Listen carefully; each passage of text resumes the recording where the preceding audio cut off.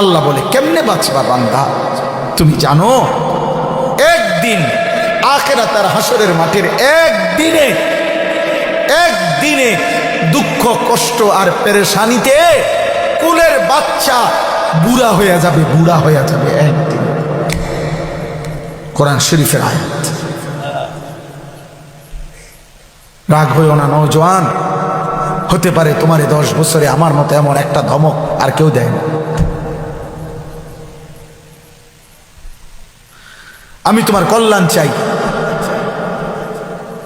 এজন্য বলি স্বার্থপর মা বাপগুলো আজকে সন্তানের ঈমান, ইসলাম, চরিত্র, আখলাকের ব্যাপারে কোনো যত্নবাদ নাই।